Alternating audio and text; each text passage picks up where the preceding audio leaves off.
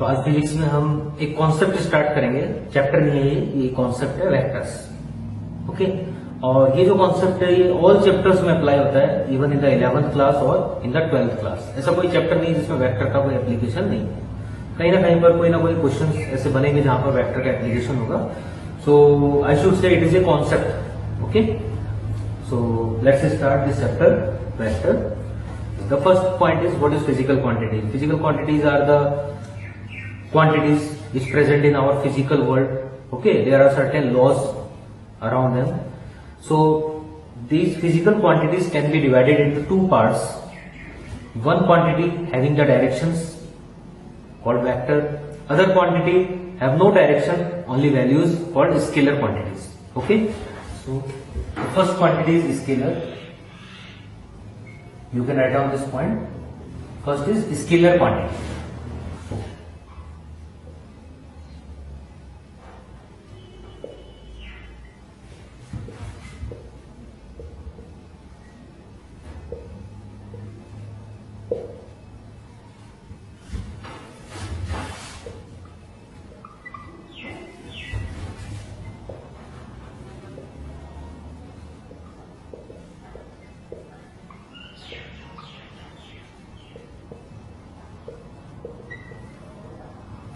No direction. तो इस type की क्वांटिटीज जिनमें कोई डायरेक्शन नहीं होती, ओनली मैग्नीट्यूड होता है, उनको हम स्केलर क्वांटिटीज बोलते हैं। स्केलर क्वांटिटीज में जो भी हमें एडिशन सब्ट्रैक्शन जो भी करना होता है वो हम अलजेब्रा के अकॉर्डिंग करते हैं। ठीक है, जैसे मान लो कि स्केलर क्वांटिटी का मैं एग्जांपल बता देता हूँ। स्केलर क्वांटिटी के एग्जांपल्स लिखो यहाँ पर। Example mass, time, distance, work, etc. etc. There are a lot of quantities in this category. For example, mass. Suppose this is ये 1 kg का है, ये भी सपोज 1 kg का है ना। हमने इसको दोनों को ऐसे रखा तो 1 + 1 हम मेजर करेंगे 2 kg हो गया। अब अगर मैं डायरेक्शन को चेंज करूं, मैं इसको वर्टिकल नहीं ला रहा, मैं इसको इस टाइप से लेके आ रहा हूं तो भी 2 kg हो जाएगा, डायरेक्शन पे डिपेंड नहीं करेगा।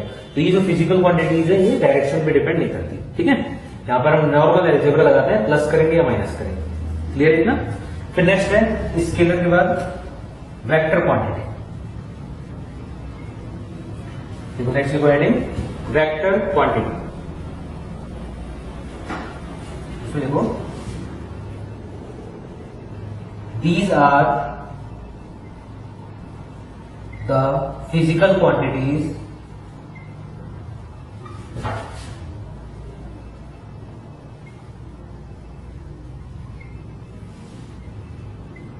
have both magnitude and direction। ये जो क्वांटिटीज है इनमें मैग्नीट्यूड तो होता ही है, साथ में डायरेक्शन भी होता है। डायरेक्शन डिपेंडेंट क्वांटिटी बोल सकते हैं इनको। ठीक है, अब ये जो क्वांटिटीज होती है इनमें अगर हमें कुछ भी एडिशन सब्ट्रैक्शन कुछ भी करना हो तो इनके लिए सर्टेन रूल्स होते हैं अलग से, हम डायरेक्ट अलजेब्रिक सम नहीं कर सकते। ठीक है, तो वो क्या रूल्स होंगे वो सब समझने से पहले थोड़ा वेक्टर को और पढ़ लेते हैं। इसमें एग्जांपल लिखो कुछ। फर्स्ट एग्जांपल लिखो वेलोसिटी, डिस्प्लेसमेंट लिखो सेकंड एग्जांपल, थर्ड लिखो फोर्स। ये जो वेक्टर्स हैं ये वेक्टर लीनियर मोशन को डिस्टिंग्विश करते हैं, शो करते हैं। ठीक है, डिस्प्लेसमेंट क्या होगा, एक पॉइंट से दूसरे पॉइंट तक इस टाइप से linear motion. Velocity linear motion, force लगाएंगे लीनियर मोशन होगा। So these vectors which show the linear motion are called polar vectors. इन सबको हम पोलर वेक्टर्स की कैटेगरी में रखते हैं। नाम लिखो इनका polar vectors. Clear. Next example लिखो एंगुलर वेलोसिटी,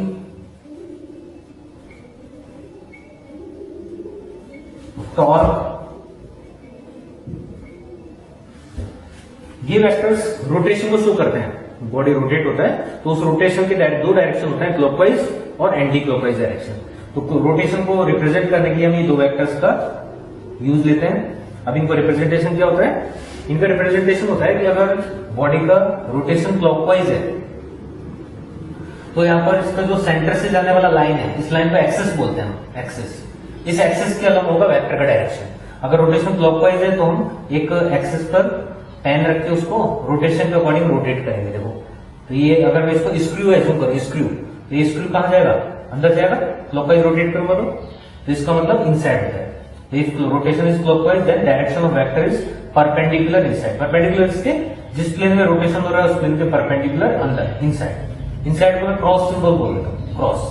ठीक है। नेक्स्ट है एंटी क्लॉकवाइज रोटेशन। अगर रोटेशन एंटी क्लॉकवाइज है देन अगर मैं स्क्रू को पुट करूंगा अलोंग द एक्सिस तो रोटेशन के अकॉर्डिंग रोटेट करूंगा तो स्क्रू आउटसाइड आएगा, बाहर आएगा। It means the direction of vector is perpendicular outward. यहाँ पर direction of vector perpendicular inward, यहाँ पर आउटवर्ड, परपेंडिकुलर आउटवर्ड। तो जिस प्लेन में रोटेशन उसके परपेंडिकुलर होता है एक्सियल वेक्टर। ये सब एक्सियल वेक्टर कहलाते हैं। एंगुलर वेलोसिटी टॉर्क ये होता है पोलर वेक्टर, लीनियर वेक्टर्स और ये एक्सियल वेक्टर्स। ठीक है। चलो वेक्टर्स में थोड़ा और देखते हैं डीपली। फोर्स, फोर्स सबको पता है, पुश पुल जो होते हैं उसको फोर्सेस बोलते हैं। वेक्टर में सपोज एक मैंने मास लिया, इस पर मैंने फोर्स लगाया इधर 10 न्यूटन। ठीक है। इधर मैंने नेक्स्ट फोर्स लगाया 10 न्यूटन ए बॉडी पर। ठीक है। बताओ सोचो क्या होगा, what will happen after applying the force? We will say that body will start to move in this direction. Right side में बॉडी का मोशन स्टार्ट हो जाएगा। सबको क्लियर है? होगा मोशन इधर। ठीक है। नेक्स्ट सपोज सेम बॉडी है, अब मैंने डायरेक्शन को चेंज कर दिया, 10 न्यूटन उधर 10 न्यूटन इधर। सोचो अब क्या होगा बॉडी पे इफेक्ट? जो बॉडी है इस बॉडी पर क्या इफेक्ट होगा, कहां होगा इसका मोशन? राइट साइड में होगा, लेफ्ट साइड में होगा या रेस्ट में होगा? यहां पर सब सोच रहे होंगे ना, रेस्ट में होगा। रेस्ट में क्यों होगा? क्योंकि ये दोनों फोर्सेस क्या हुआ, दोनों का इफेक्ट कैंसिल आउट हो गया। तो अब कैंसिल आउट क्यों हुआ? जैसे मास में होता है 1 kg प्लस 1 kg तो 2 kg होता है, तो ऐसे 10 प्लस 10 तो हमेशा 10 20 ही होना चाहिए, लेकिन ऐसा नहीं है। फोर्स जो होता है वो वेक्टर क्वांटिटी है। ठीक है। फोर्स वेक्टर होता है जिसमें डायरेक्शन का इंपॉर्टेंस है, डिफरेंट डिफरेंट डायरेक्शन में आंसर डिफरेंट डिफरेंट आएंगे। यही वेक्टर्स का मेन प्रॉपर्टी होता है। If we change the direction, if we change the angle between the quantities then the resultant will change, the resultant motion will change. तो यहाँ पर motion कैसे चेंज हुआ? इस कंडीशन में जो मोशन है वो राइट साइड में हुआ और इस कंडीशन में मोशन हुआ ही नहीं, बॉडी यहाँ पर रेस्ट में रखा हुआ है ना। अगर यहाँ पर हम देखें तो मोशन किधर होगा, इस लाइन का होगा ना, इधर राइट साइड में होगा। क्लियर? फिर नेक्स्ट है, इसमें अगर मैं फोर्स का और एंगल को चेंज करूं तब क्या होगा? सपोज मैंने अब क्या किया, एंगल को चेंज कर दिया। ये मास है, एक फोर्स लगाया ऊपर 10 न्यूटन, इधर लगाया 10 न्यूटन। अब सोचो क्या होगा, मूव करेगा या रेस्ट में होगा? बॉडी मूव करेगा। कहां मूव करेगा? राइट साइड में मूव करेगा, वर्टिकल मूव करेगा या बीच में मूव करेगा? है ना, बीच में मूव करेगा इधर। तो इसका मतलब फोर्स लगाया यहां पर हमने, मोशन इधर होगा। तो ये डिफरेंट डिफरेंट टाइप के जो आंसर आ रहे हैं यहां पर, ये आ रहा है due to the vector property of this physical quantity. ठीक है। तो जो भी वेक्टर प्रॉपर्टी होती है वो प्रॉपर्टी हम अटैच नहीं कर सकते किसी बॉडी के साथ, वो उसका नेचुरल प्रॉपर्टी होता है। ठीक है। हम ऐसा नहीं बोल सकते कि मास को हमने एक डायरेक्शन दे दिया तो ये वेक्टर बन जाएगा, ऐसा नहीं है। ठीक है। वो एक फिजिकल प्रॉपर्टी है, वो हम वेक्टर बना नहीं सकते हैं। वेक्टर सेल्फ होता है, फिजिकल प्रॉपर्टी होता है। क्लियर है इतना? ओके। चलो अब देखो, इसमें वेक्टर में हमें इतना तो समझ में आ गया कि एंगल का बहुत इंपॉर्टेंस होता है ना। थोड़ा रिप्रेजेंटेशन देख लेते हैं, फिर किस टाइप से एंगल के साथ वेरी होगा क्वांटिटी, वो सब समझेंगे हम। ठीक है। स्केलर क्वांटिटी का बहुत ज्यादा एप्लीकेशन नहीं है, वेक्टर का ही एप्लीकेशन है। ओनली कंपैरिजन के लिए स्केलर क्वांटिटी हमने थोड़ा सा समझा था। ठीक है। चलो वेक्टर क्वांटिटी में हम देखते हैं नोटेशन। वेक्टर को रिप्रेजेंट करने का तरीका होता है, सपोज एक वेक्टर है ए, तो उस पर हम एरो लगा रहे हैं, ये सिंबल होता है वेक्टर का। ठीक है। कोई भी वेक्टर क्वांटिटी अगर है तो उसके ऊपर एक एरो लगा हुआ। क्लियर इतना? इस टाइप से। तो अभी वेक्टर क्वांटिटी में क्या होता है, हमने अभी डेफिनेशन लिखा, the vector is a physical quantity which has both magnitude and direction. तो इसका मतलब यहाँ पे मैग्नीट्यूड भी होगा, डायरेक्शन भी होगा। मैग्नीट्यूड को हम सिंबल देंगे ए और डायरेक्शन को सिंबल देंगे ए कैप। फॉर एग्जाम्पल मैं बोलता हूं कि एक कार है, ये car 10 metre per second speed से जा रहा है नॉर्थ में। ये car is moving in the north with 10 metre per second speed. Direction है ना यहाँ पर। तो ये जो क्वांटिटी है 10 मीटर पर सेकेंड, ये क्या कहलाएगा, इसका मैग्नीट्यूड कहलाएगा, ठीक है। और नॉर्थ क्या कहलाएगा, ये डायरेक्शन कहलाएगा। तो इसी को एक सिंबॉलिक फॉर्म में हमने रिप्रेजेंट करते हैं, ठीक है। जितने वेक्टर हैं उनको हम इसी टाइप से लिखते हैं, मैग्नीट्यूड डायरेक्शन, मैग्नीट्यूड डायरेक्शन, ठीक है। और क्वांटिटी के ऊपर एरो लगा देते हैं, जिससे पता लग जाता है कि ये वेक्टर है, स्केलर नहीं है, ठीक है। जैसे एक एग्जांपल अगर लें हम, तो स्पीड लेता हूं मैं 10 मीटर पर सेकेंड, तो स्पीड में कोई डायरेक्शन नहीं आएगा। स्पीड क्या होता है, किसी भी सर्टेन टाइम में कितना डिस्टेंस हमने ट्रेवल किया, ये स्केलर क्वांटिटी है। वेलोसिटी वेक्टर क्वांटिटी, इसको बोलते हैं वेलोसिटी, इसको बोलते हैं स्पीड। ये लिख लो सब लोग एग्जांपल, वेक्टर नोटेशन लिखिए ना बाद में, या पहले लिख लिया तो कोई बात नहीं, अब ये लिखो एग्जांपल। क्या एग्जांपल है यहाँ पर एक बॉडी है, उसका हमने स्पीड भी लिखा है और उसका वेलोसिटी भी लिखा है। अगर स्पीड लिखेंगे तो ओनली मैग्नीट्यूड आएगा, बिकॉज ये स्केलर है। स्केलर में कोई एरो नहीं लगाते हैं ऊपर फिजिकल क्वांटिटी के ऊपर, ठीक है। ये वेक्टर है, वेलोसिटी इज वेक्टर क्वांटिटी, इसमें डायरेक्शन में इन्वॉल्व होगा, ठीक है। ये कहां पर यूज में आता है, जब भी हम कोई बाइक चलाते हैं, कार चलाते हैं, तो स्पीडोमीटर जो इंडिकेट करता है दैट इज द स्पीड, है ना। उसमें कभी भी नहीं आता कि ये जो स्पीड है इसमें नॉर्थ में जा रहा है कार, साउथ में जा रहा है, डायरेक्शन नहीं आता। तो डायरेक्शन को इंडिकेट नहीं करता, इसमें वो स्पीड को इंडिकेट करता है, ठीक है। डायरेक्शन को यहाँ पर हमने अटैच, ये इसके साथ अटैच है, क्लियर इतना। चलो देखो, तो वेक्टर का रिप्रेजेंटेशन क्या है, मैग्नीट्यूड इनटू डायरेक्शन। मैग्नीट्यूड पे आइदर ये सिंबल लगाएंगे हम, आइदर दिस सिंबल, और the second representation is this.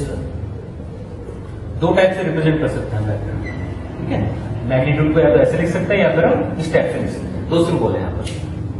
तो इतना क्लियर हो गया, ये इसका रिप्रेजेंटेशन है।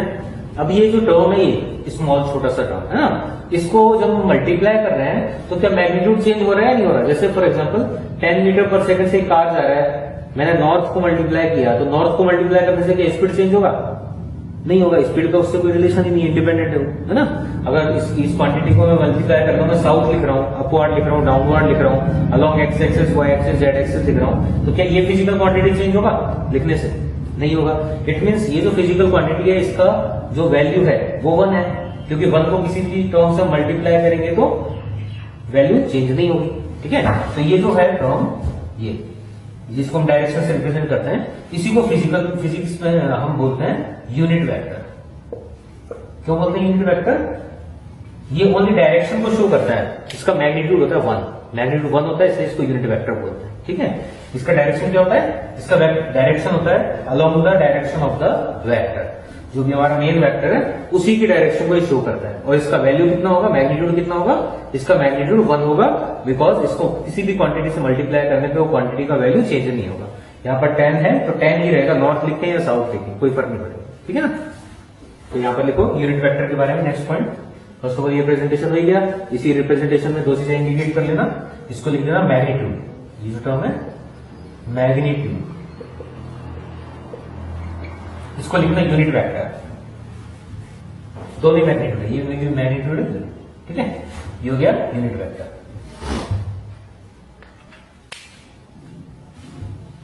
लिखो इसमें unit vector is a vector, definition लिखो यूनिट वेक्टर का, unit vector is a vector which has unit magnitude, which has unit magnitude and its direction is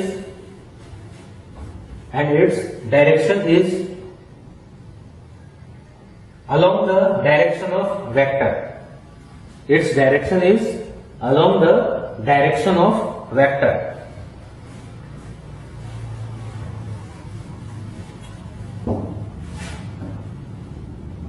Okay? अब इसका रिप्रेजेंटेशन, इसको हम एरो से रिप्रेजेंट करते हैं। वेक्टर क्वांटिटी का रिप्रेजेंटेशन होता है एरो बना के, ये वेक्टर हो गया, इस एरो का नाम है ए वेक्टर। इस एरो का जो लेंथ होगा वो लेंथ होगा इसका मैग्नीट्यूड, ठीक है। और इस एरो का जो डायरेक्शन है, ये डायरेक्शन होगा इसका यूनिट वेक्टर। अगर क्वेश्चन बोलता है बताओ यूनिट वेक्टर क्या होगा, कैसे निकालेंगे यूनिट वेक्टर, वेक्टर में डिवाइड कर दो इसको, वेक्टर डिवाइड बाय मैग्नीट्यूड, आ गया यूनिट वेक्टर। लिख सकते हैं फॉर्मूला यूनिट वेक्टर का, ये लिखो फॉर्मूला, इसको कैप बोलते हैं, सी ए की कैप,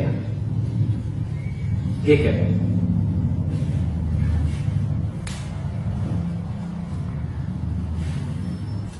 चलिए रिप्रेजेंटेशन समझ में आ गया सबको।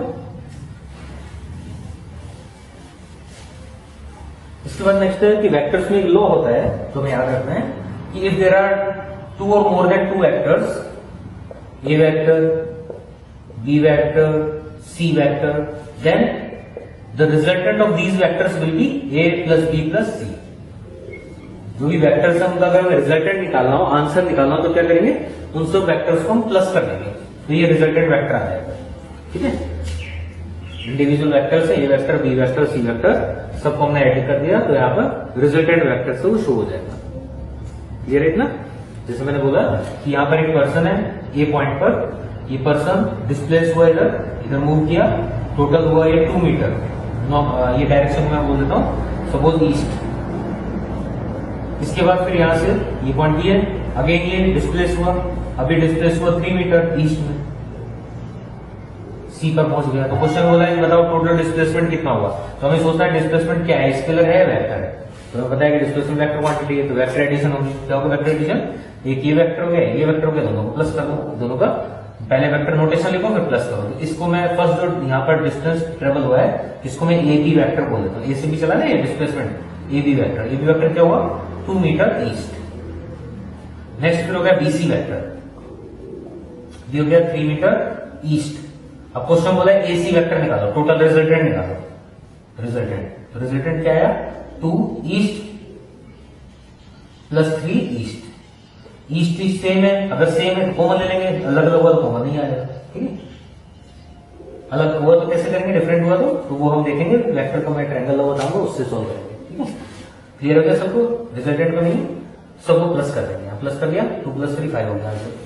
ठीक है, अब देखो इसमें आंसर भी डायरेक्शन भी आया ना आंसर में, बिकॉज ये वेक्टर है, इस डायरेक्शन भी आएगा सारा। ये फॉर्मूला समझ में आ गया रिजल्टेंट। चलो अब देखो क्या होता है कि फिजिक्स में कोई भी कैलकुलेशन जब करते हैं, कोई भी पोजीशन निकालना है, कोई मोशन निकालना है, तो हम कोऑर्डिनेट सिस्टम का यूज लेते हैं। Coordinate system, orthogonal coordinate system जो हमारा है, इसमें एक्स एक्सिस होता है, वाई एक्सिस होता है, एक ही प्लेन में रिप्रेजेंट करता है, साथ में एक और होता है जेड एक्सिस। जेड एक्सिस होता है आउटसाइड दिस प्लेन, ये जो प्लेन है इसके परपेंडिकुलर। तो परपेंडिकुलर हमको हम मार्कर को अटैच तो कर नहीं सकते, तो क्या करेंगे ऐसे डॉट डॉट करके इसको रिप्रेजेंट कर देंगे, ये जेड एक्सिस होगी। ठीक है, ये हो गया प्लस एक्स एक्सिस, ये negative x axis, plus y minus y, plus z negative z, plus z outside negative z inside. और ये इनका जो इंटरसेक्शन इसको ऑरिजिन बोलते हैं। यहां पर खड़े होकर हम किसी भी पॉइंट का स्टडी करते हैं, देखते हैं किसी पॉइंट को। ठीक है, जैसे मैंने बोला कि बताओ यहां पर एक पॉइंट है 2,3। ठीक है, यहां तक मुझे पहुंचना है, इस पॉइंट का नाम है P। तो इसका मीनिंग क्या है, कोऑर्डिनेट का मीनिंग होता है x distance, distance along x axis. इस कोऑर्डिनेट का मीनिंग होता है डिस्टेंस अलोंग वाई एक्सिस। इसको एक्स कोऑर्डिनेट बोलते हैं, इसको वाई कोऑर्डिनेट बोलते हैं। जेड मैंने लिया नहीं है यहाँ पर, थोड़ा इजीली समझने के लिए इसको। ठीक है, 2 कोऑर्डिनेट ले रहा हूँ, एक्स कोऑर्डिनेट और वाई कोऑर्डिनेट। अब क्वेश्चन है कि यहाँ पर P पॉइंट पर हमें O से पहुंचना है, बताओ डिस्प्लेसमेंट वेक्टर क्या होगा। O से P तक पहुंचना है, मतलब O पे खड़ा होगा, मैं P को देख रहा हूँ, ऐसे यहाँ खड़ा हूं मैं इधर इस डायरेक्शन में एक पॉइंट है उसको देख रहा हूँ। तो ये जो मेरा आइस का लाइन है, ये लाइन कहलाएगा position vector of this point.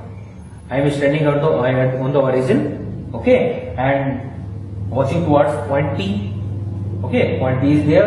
Then my line of sight, this line of sight is the position vector.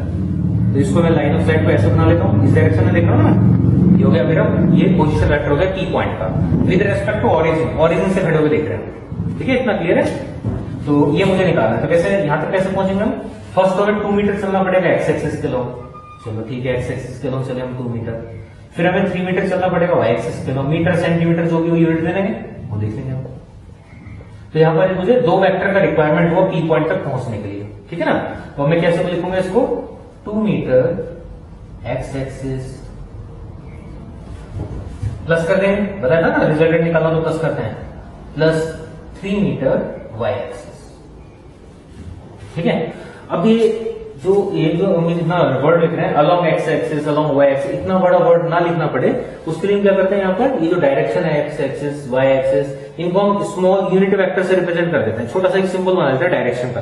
क्या सिंबल होता है वो, एक्स एक्सिस के लोग डायरेक्शन है उसको हम आई कैप लिख देंगे, यूनिट वेक्टर पे कैप लगाते हैं, ठीक है, जब भी हमारा मोशन एक्स एक्सिस पे लिखेगा होगा तो हम इतना बड़ा वर्ड नहीं लिखेंगे अलोंग एक्स एक्सिस, डायरेक्ट लिख देंगे आई कैप, दोनों का मीनिंग एक ही है, बस ये थोड़ा स्मॉल रिप्रेजेंटेशन है, कैलकुलेशन में थोड़ा इजी होगा यहाँ पर, ठीक है ना।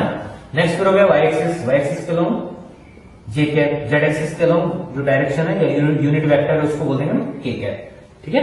तो अभी इसी को मैं थोड़ा सिंबल शॉर्ट में लिखता हूँ, मीटर को हटा देता हूँ, मीटर बताइए हमें, अलोंग एक्स एक्सिस मतलब i cap +3 along y axis, y axis के डायरेक्शन को क्या बोलता है जे कैप। तो ओपी वेक्टर क्या है, ध्यान से देखो, ओपी वेक्टर है 2 आई कैप +3 जे कैप, ठीक है। ये जो है ये शो कर रहा है की पॉइंट का पोजीशन वेक्टर, क्लियर है इतना।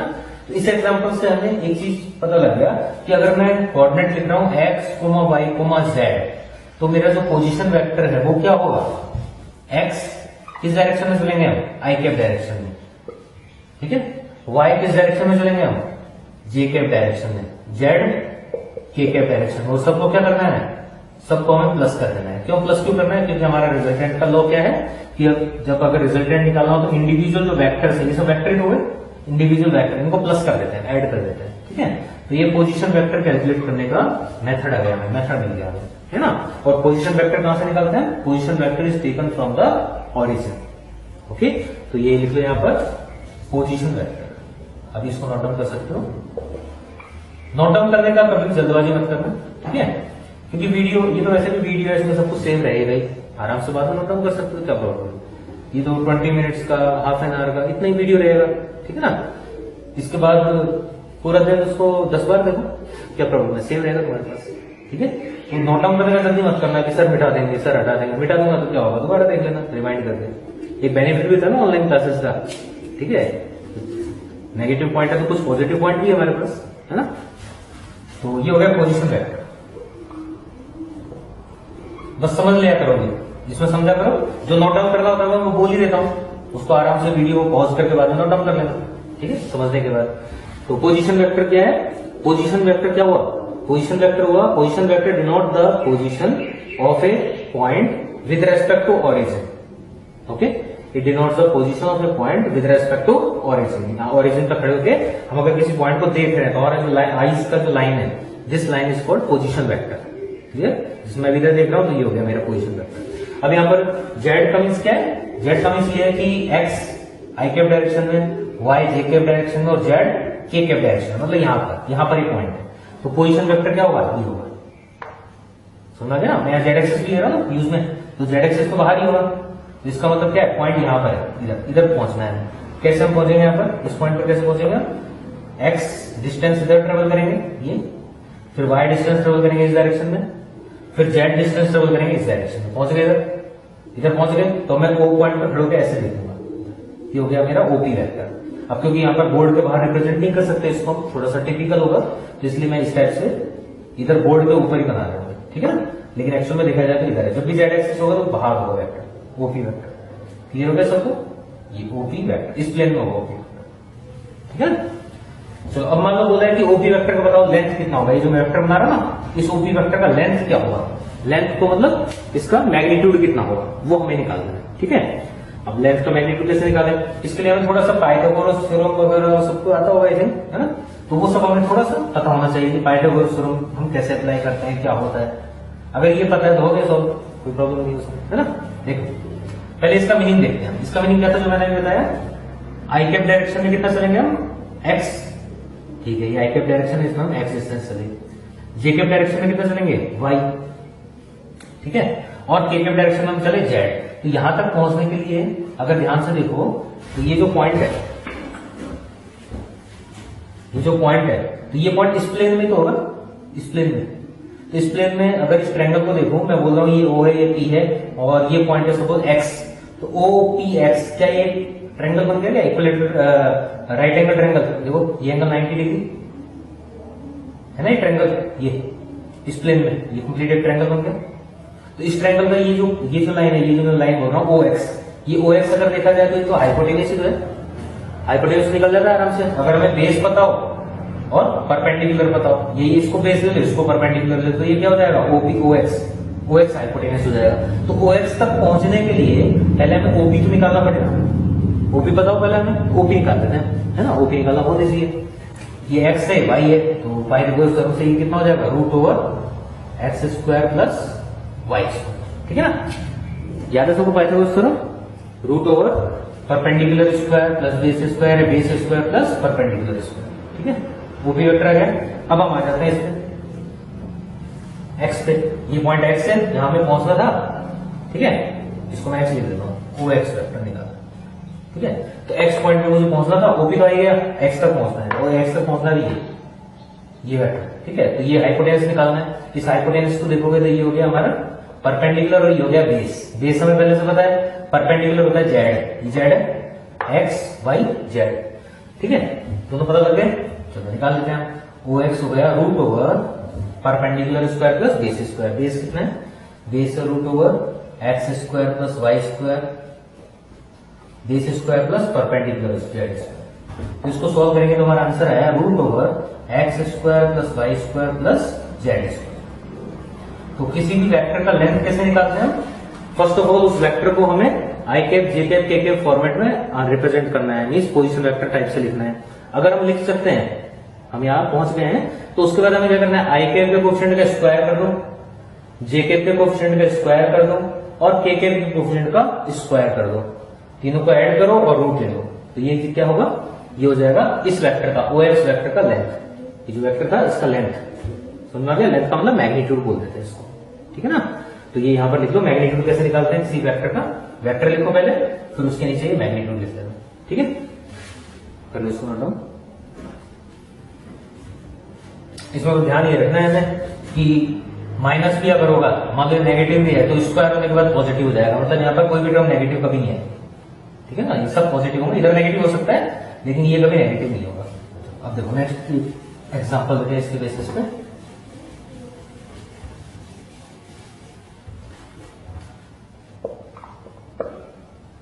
टू कोमा -2, ये एक पॉइंट है P। फर्स्ट ऑफ ऑल इस पॉइंट पे निकालो पोजीशन वेक्टर। फर्स्ट क्वेश्चन क्या है, ओपी वेक्टर निकालना, पोजीशन वेक्टर। सेकंड क्या है, ये जो ओपी वेक्टर है इसका लेंथ निकालना, ओपी वेक्टर जो है उसका मैग्नीट्यूड, ये लेंथ कितना होगा ये निकालना है। और फिर थर्ड क्वेश्चन है, ये जो ओपी वेक्टर इसका डायरेक्शन निकालना। डायरेक्शन क्या होता है, डायरेक्शन को पता है ना, के कैप लिखते हैं यूनिट वेक्टर, वो हमें निकालना है। 3 क्वेश्चन है यहाँ पर, ठीक है।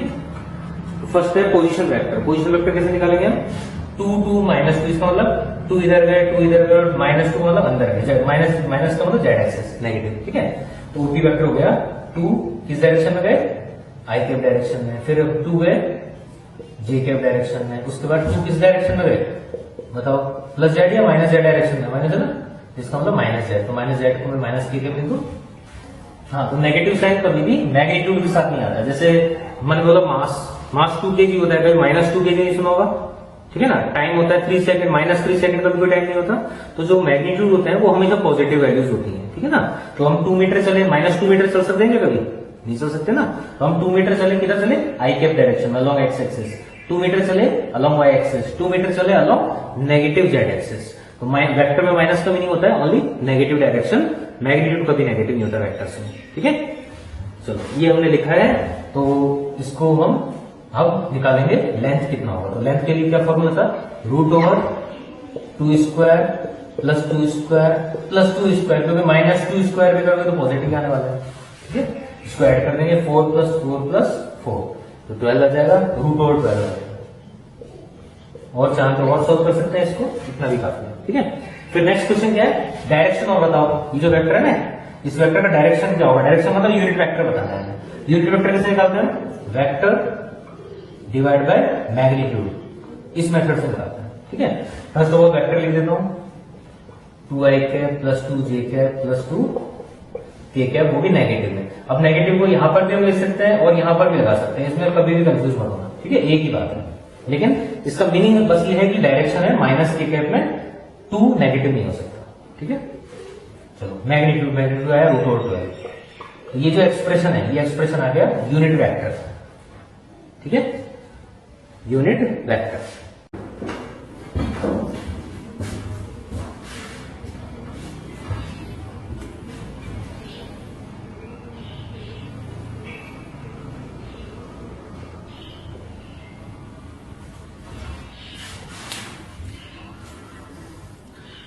So we have already discussed something about the vectors, only little bit of knowledge.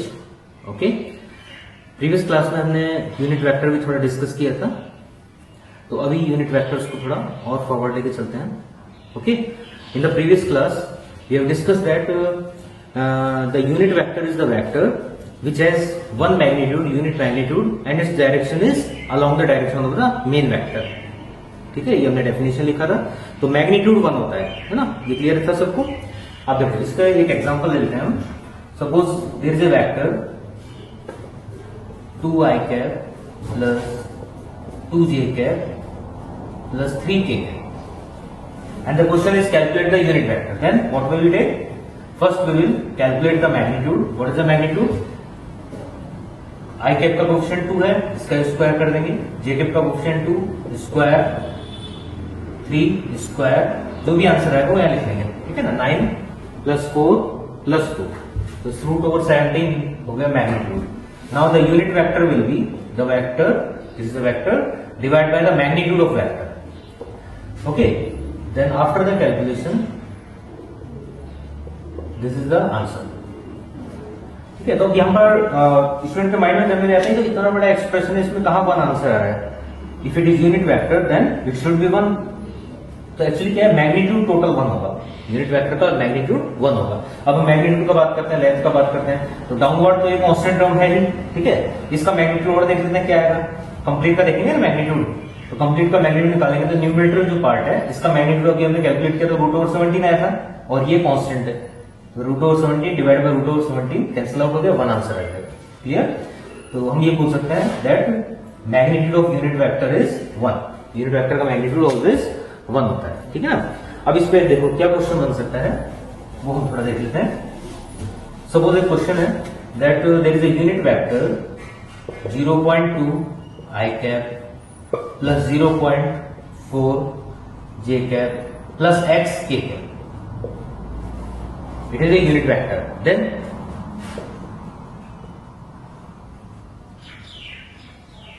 calculate the value of x. x का वैल्यू कैलकुलेट करो, ये क्वेश्चन. ठीक है. If this is a unit vector, then calculate the value of this from x. x का value हमें calculate करना है. Okay. Then how we will proceed? We will proceed according to our definition. What is the definition? The magnitude of unit vector is always 1. अब now how to calculate the magnitude? Root over this square plus this square plus this square. ये था हमारा method. Root over 0.2 square plus 0.4 square plus x square equal to 1. इसका square करोगे then it will be 0.04 plus 0.16 plus x square equal to 1. Okay. X square calculate करेंगे. First of all square कर देंगे both side.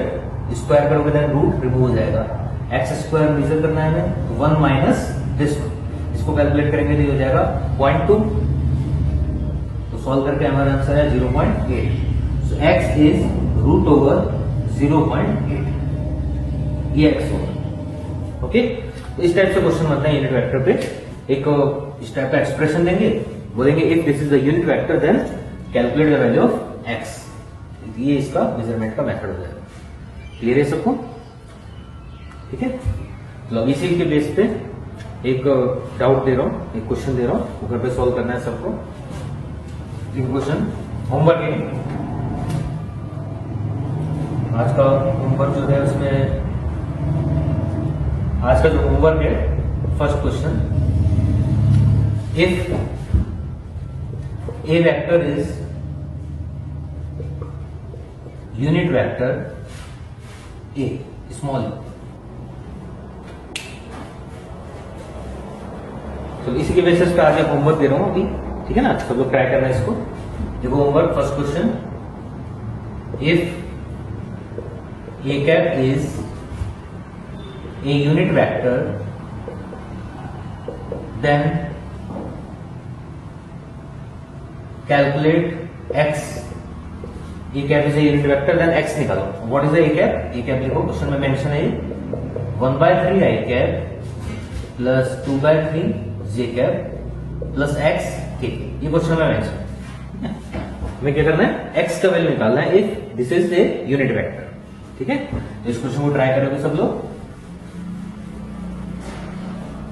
Try करना है और इसका snap send कर देना मुझे। ठीक है ना, आंसर लिख के कंप्लीट, अपना नेम ऊपर नेम मेंशन करना और स्नैप सेंड कर देना। और भी जो क्वेश्चन होगा सब एक साथ सॉल्व करके कर सकते हो। ठीक है, तो ये हो गया क्वेश्चन नंबर 1।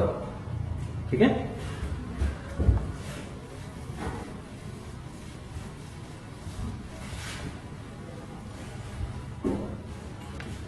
चलो अब देखो, अब यूनिट वेक्टर से फिर हम नेक्स्ट इसको आगे और प्रोसीड करते हैं।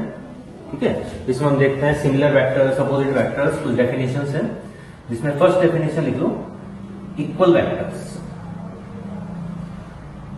इक्वल वेक्टर्स, इक्वल वेक्टर्स क्या होते हैं, सपोज ये एक वेक्टर है, इस वेक्टर का नाम है ए वेक्टर, इसका लेंथ है सपोज 5 सेंटीमीटर, मीटर, कोई भी लेंथ हो सकता है, this length is 5। Suppose this another vector B vector और इसका लेंथ भी 5 है and both have direction along I cap, दोनों का डायरेक्शन भी सेम है I cap, then these two vectors will be equal vectors. तो इक्वल वेक्टर का रिप्रेजेंटेशन होता है if two vectors are equal then a vector equal to b vector. If two vectors are equal then vectors have same magnitude, both vectors have same magnitude and both have same direction. Vector में क्या property होगा, if two vectors, लिख लो ये चीज, if two vectors are equal then they will have same magnitude and same direction. Unit vector means direction. Clear? So these vectors are equal vectors. Now second is opposite vector.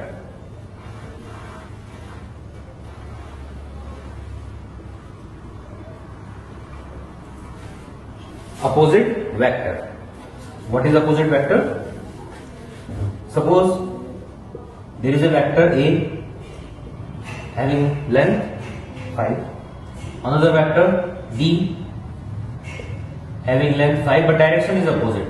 This vector has direction along positive x-axis and this vector has direction along negative x-axis. ठीक है, मतलब इसको मैं लिखूंगा A vector equal to, लिखूंगा मैं क्या, 5 i cap, और इसको मैं लिखूंगा B vector equal to 5 minus i cap, because ये direction minus i cap, this direction is plus x-axis, this direction is minus x-axis। तो अब यहाँ इन दोनों को कंपेयर करें तो दोनों का डायरेक्शन एकदम अपोजिट है।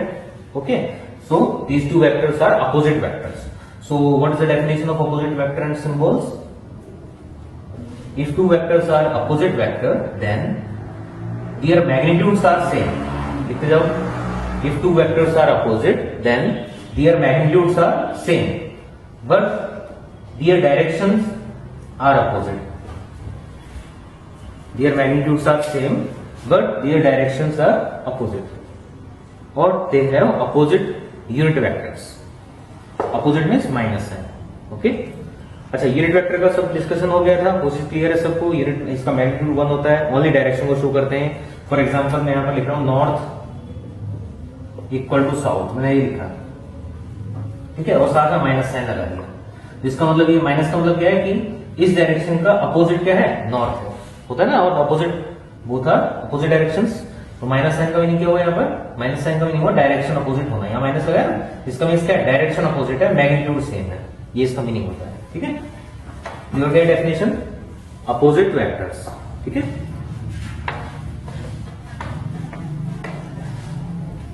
फिर ये होता है concurrent vectors.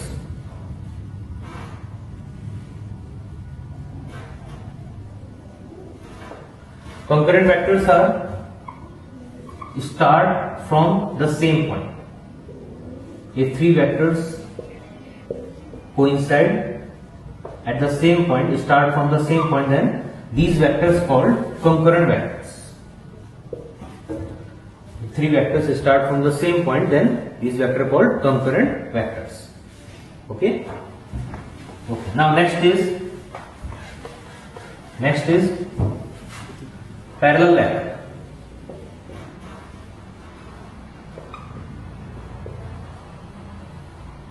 What is parallel vector? If two vectors A vector and B vector have same direction but magnitudes may be different, then these vectors are parallel vectors. Okay, so here I can say that direction of A vector is A cap, direction of B vector is B cap. these both direction are same. Magnitude may be different. If magnitude also same, then these two vectors will be equal vectors. Okay? अगर magnitude भी same हुआ तो इनको vectors को हम equal vector बोल देंगे. Magnitude अगर सेम नहीं है, ओनली डायरेक्शन इक्वल है, then these two vectors are called parallel vector. Same direction, parallel vector. Clear है ना? इसको इंडिकेट कर लो. डायरेक्शन सेम होना चाहिए. तो क्या हम बोल सकते हैं? All equal vectors are parallel vectors. बोल सकते हैं all equal vectors will be parallel vectors, but all parallel vectors must not be equal vectors or not necessarily be equal vectors. ठीक है? ये दो पैरेलल वेक्टर है बट ये equal नहीं है, लेकिन अगर इक्वल वेक्टर है दो तो पैरेलल तो होंगे. क्लियर है ना?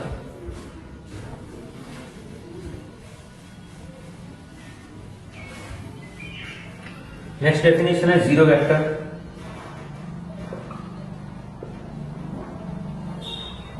Now what is zero vector? Suppose एक वेक्टर है A vector length 5, another vector B vector length 5. हम इन दोनों का रिजल्टेंट निकालना है. रिजल्टेंट क्या होता है? रिजल्टेंट में हम दोनों वेक्टर को एडिशन सब्ट्रैक्शन वगैरह कर देते हैं. एडिशन का लॉ होता है एक्चुअली. रिजल्टेंट दोनों का ऐड किया. तो यहाँ पर अगर ऐड करो तो ये डायरेक्शन अगर आई कैप है तो माइनस आई कैप, तो ये हो गया 5 आई कैप और ये हो गया 5 माइनस आई कैप. तो ये आंसर तो जीरो आ गया. लेकिन हमारा एक फर्स्ट जो पॉइंट था रिजल्टेंट का वो क्या था? If two vectors are added then resultant also vector. इन दोनों वेक्टर को ऐड करेंगे तो आंसर वेक्टर आना चाहिए. तो उसको करेक्ट रखने के लिए, डेफिनेशन को करेक्ट रखने के लिए हम यहाँ पर इस कंडीशन का जो भी आंसर आएगा उसको जीरो वेक्टर बोल देंगे. ठीक है? जीरो वेक्टर क्या हुआ? Zero vector is a vector which has zero magnitude and arbitrary direction. It can have any direction. Okay? ये देखो इसका definition. A zero vector is a vector which has zero magnitude and arbitrary direction. Clear? तो ये कुछ definitions हैं जो याद रखना है सबको.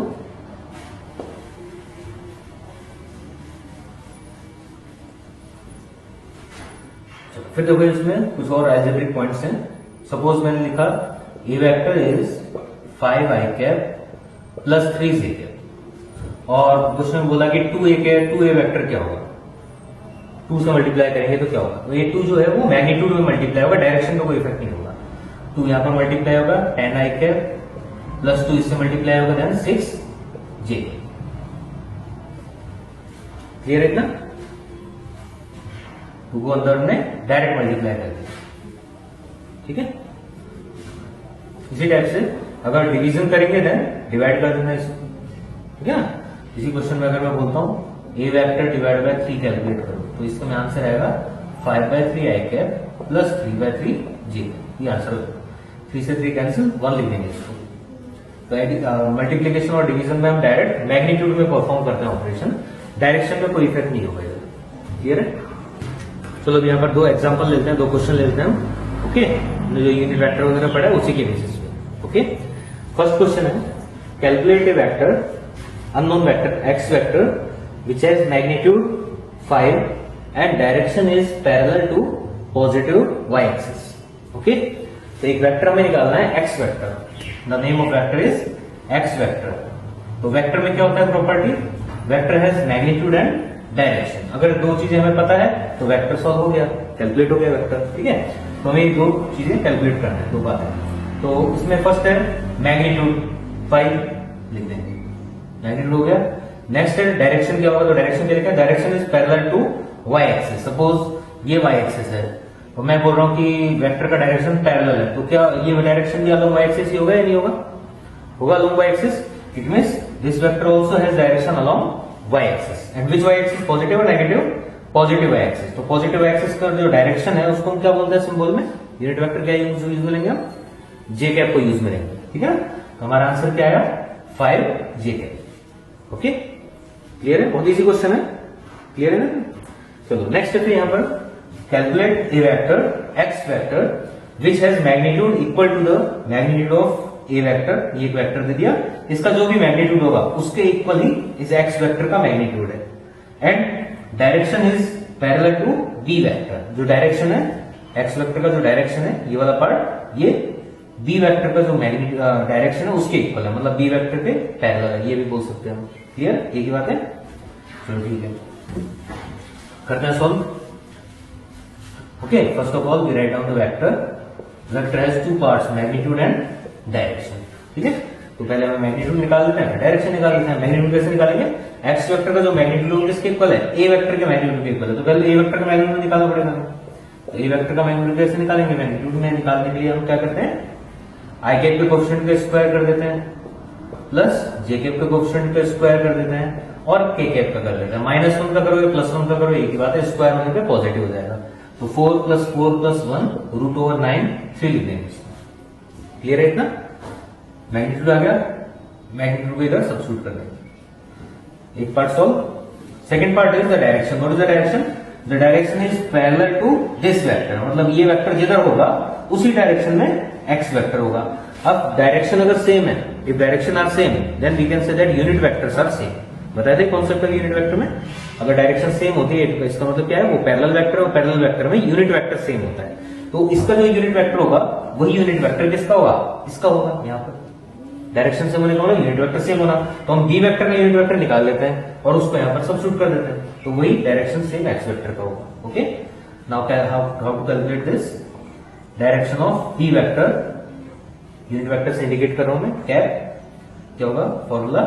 B vector divide by magnitude of b vector. The b vector is 4i cap plus 3j cap and the magnitude is √4 square plus 3 square. So here the answer is 4/5, 16 + 9 25, 25 √5। Okay, square root करेंगे 5 आ जाएगा। 4/5 i cap plus 3/5 j cap. It will be unit vector. इसको इधर substitute कर दिया हमने।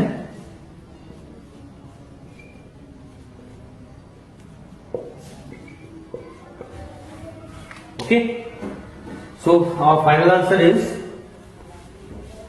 multiply 3 inside 4 3s 12/5 i cap and 3 3s 9/5 j cap. So it is our vector. Clear है? तो अभी जो भी मैंने डेफिनेशन अभी बताया है, equal vectors, parallel vectors, opposite vectors, so these type of definitions are used in this type of question. इसमें कुछ भी हो सकता है, ऐसे भी हो सकता था, and the direction is opposite to this vector. मान लो ऐसा होता है क्वेश्चन में, इसको थोड़ा चेंज कर देते हैं, the direction is opposite to d vector. D vector के अपोजिट कौन सा होगा? जिसमें बोला ये एक्स एक्सिस है तो अपोजिट क्या होगा? Minus x axis. इसी टाइप से बी वेक्टर का अपोजिट वेक्टर क्या होगा? Minus b vector. तो जो भी आंसर आएगा उसमें बस यहाँ पे क्या होगा? माइनस साइन हो रहा है। ये हो गया आंसर। इस क्वेश्चन का ये आंसर होगा। थर्ड क्वेश्चन लिखिए। ठीक है, सेम क्वेश्चन लिख लेना, यहाँ पर लिख लेना अपोजिट। थर्ड क्वेश्चन इधर माइनस पुट कर देना, है ना। मेथोडोलॉजी समझ में आ गया? कैलकुलेशन क्लियर है सबको? भाई प्रीवियस क्वेश्चन का ही कैलकुलेशन है, बस ओनली क्या करना है? माइनस साइन से मल्टीप्लाई कर देना है। Because if vector is in opposite direction then we will multiply the direction, है ना। जैसे मैं बोलता हूँ ये डायरेक्शन आई कैप, तो बताओ अपोजिट कहां होगा? Minus i cap. This direction j cap, then opposite will be minus j cap. Clear है ये सबको? इस टाइप से हम इसमें क्वेश्चन बना सकते हैं। ठीक है, समझ आ गया सबको? Use of the definitions, definition को कैसे न्यूमेरिकल में कन्वर्ट किया जाता है। ठीक है।